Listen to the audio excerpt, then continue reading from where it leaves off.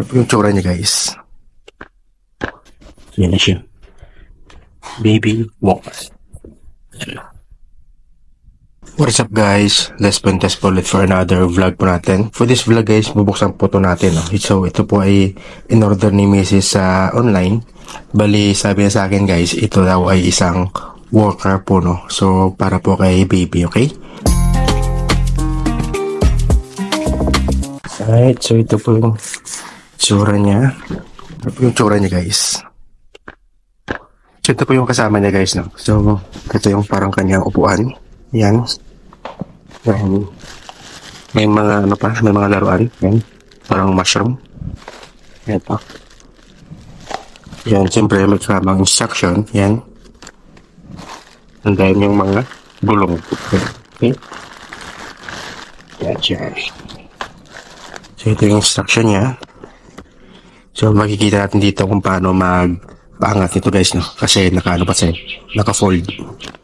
So, dito, left button, folding access. Okay. Try natin. May button dito daw, guys, eh. Ito. Okay.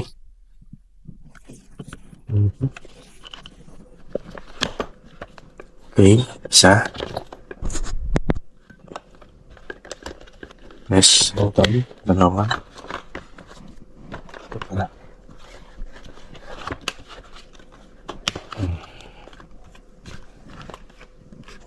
Tapos, angat na. Yan.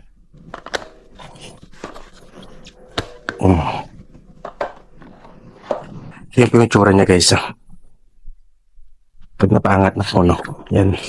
Wait, sa pagkabit, guys, ng kanyang parang upuan na maliit nito. So, dito sa ilalim, mayroon pong parang pin ko dyan.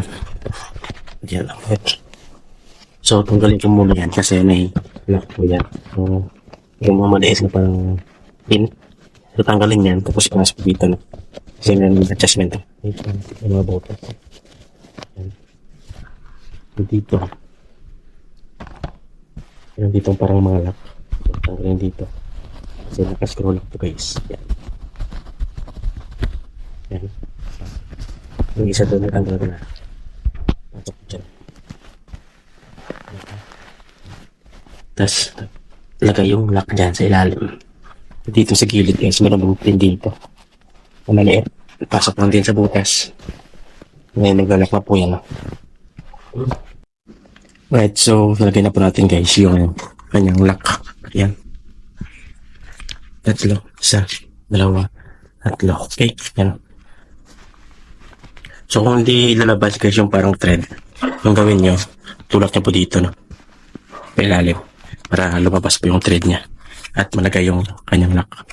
Okay? Yan. So, yan na siya. Baby walks. Yan.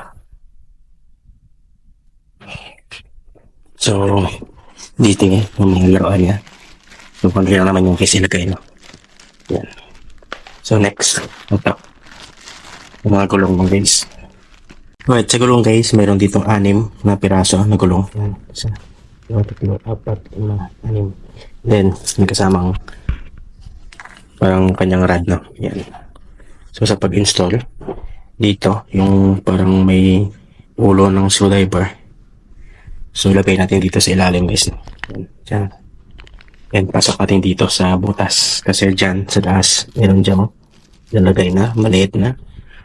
Parang nakpon. So, dyan po yan. Yan. So, B-shape naman, guys. Yan. Okay. So, paglagay, unahin dito lagay. Yan. And then, ipitan dito sa ilalim. Gamit yung Phillips screw. Okay.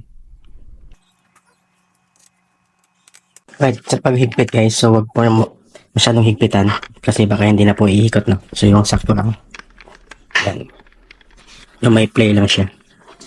Kasi ikot-ikot to, guys, eh. So pag hinigpitan natin ang todo yan, so hindi na po iikot yan, no?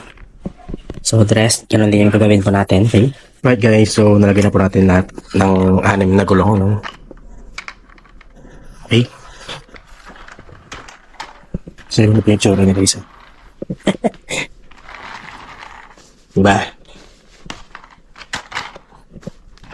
Alright.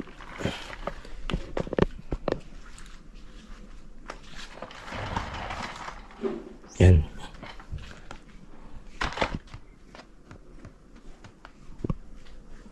So, hanggang dito na lang guys yung vlog po natin. Maraming salamat sa lahat ng mga nanood. See you on my next vlog, okay? Bye-bye!